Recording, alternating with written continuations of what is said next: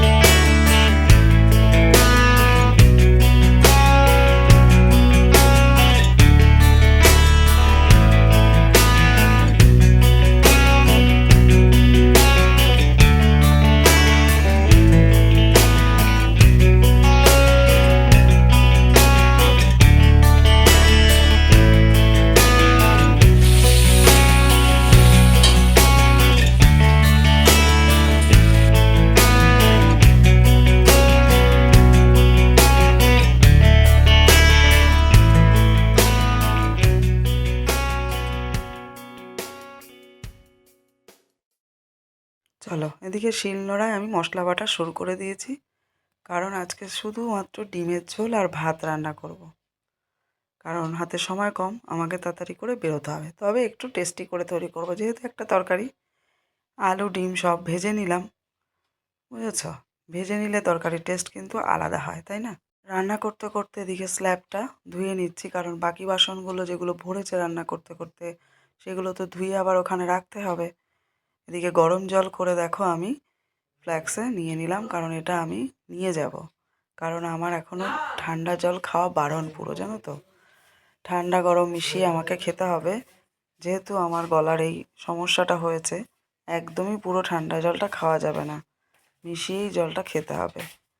আর একটু গরম জল বেশি হয়েছে, পুরোটা ভরলো না, তরকারিতে আমি সেই জলটা ব্যবহার করে নিলাম, কারণ ভালোই হয় যে কোনো তরকারিতে যদি গরম জল দিই না, তাহলে তরকারিটা আরও টেস্ট হয় ঠান্ডা জলের থেকেও।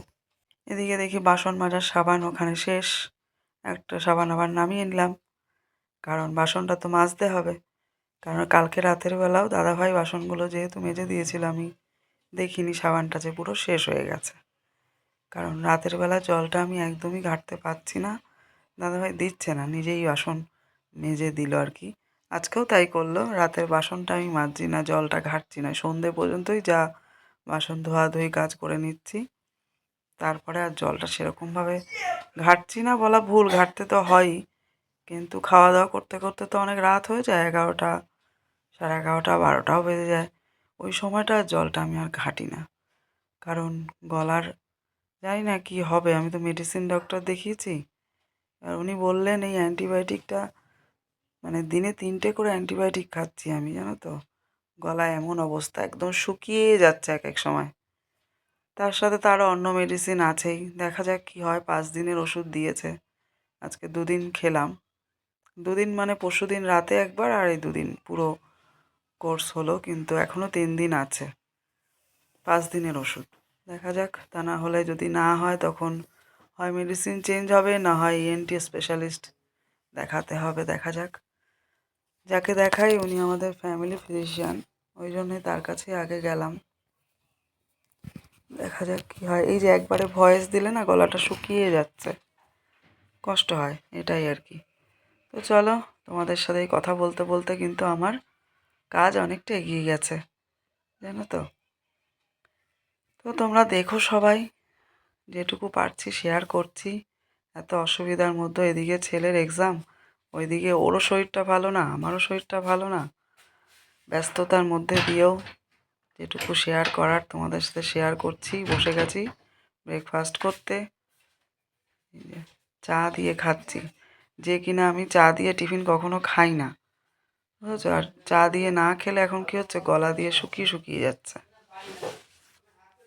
যার জন্য। চলো, অভিনব তাকে চলে গেল, দাদাভাইও চলে গেল, আমিও রেডি হয়ে বেরিয়ে যাব। তোমাদের সাথে আবার দিনের অনেকটা টাইম পর দেখা হবে। গুড ইভিনিং, বিকেলে চা বসিয়ে দিয়েছি। তো বন্ধুরা, অনেক টাইম পর তোমাদের সাথে এর আবার ঠান্ডা লেগেছে, আমার তো আছে, ও ঠিক হয়েছিল আবার। আর মনে ঘরে সবাই গলার ঠান্ডাটা ঠিক হয়েছিল, ঠান্ডা জল খাচ্ছিলাম, এর জন্য গলায় ঠান্ডা লেগে গেছে। আর গরম জল খেয়ে আমার শরীর কষে যাচ্ছিল, যার জন্য গরম জলটা বন্ধ করা হলো। চলো, কালকে গ্রামার পড়ছিলাম, গ্রামার যে কিছু পড়া নেই আজকে, ইংলিশ ল্যাঙ্গুয়েজ। আমার অনেক ঠান্ডা ব্যথা। চলো, 7টা বেজে গেল, রাতে দেখি কি খাওয়া হয়।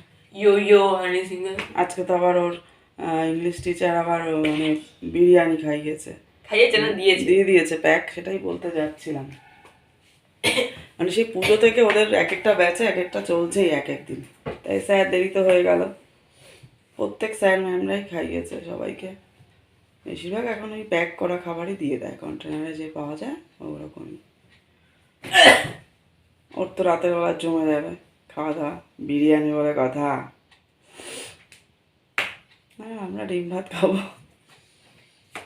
আমাদের ডিম ভাত করা আছে, ভাত করা নেই, ডিম মাংস ভাত, ভাতটা করবো।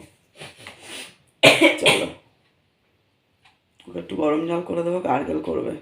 গলাটা দেখাও, গলাটা যে দেখাবো ওটা দেখানো যায় না, বীভৎস অবস্থাটা দেখা মানে অনেকটা করতে হয় বিয়ে করে তবে। ভিডিও মাঝখানে ফটো দিয়ে দেবো। যাই হোক, যে কোনো পরিস্থিতিতেই মনের জোর কখনোই হারানো উচিত না, তাই না বলো? সব সময় পজিটিভ থাকা ভালো, তাতে শরীর মন চারপাশ সব কিছু কিন্তু ভালো থাকে, তাই না? চলো এখন ভাত বসাবো তাড়াতাড়ি, আজকে তাড়াতাড়ি খেয়ে দিয়ে আজকে একটু শুয়ে পড়ার ইচ্ছা আছে, কারণ আগামীকাল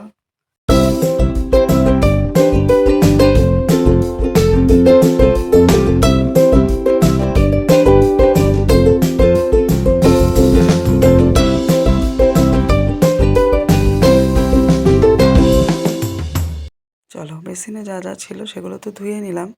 এবার এই সবজিগুলো আগামীকালের জন্য একটু কেটে রাখবো, যেহেতু আগামীকাল আরও সকাল সকাল বেরোতে হবে। কিছুটা কাজ যদি এগিয়ে রাখি তাহলে সময় অনেকটা বেঁচে যাবে, কালকে তাড়াতাড়িও বসিয়ে দেওয়া যাবে, কাজটা খুব সহজে তাড়াতাড়ি হয়েও যাবে। তো চলো এগুলো আমি কেটে ফেলি ঝটপট করে।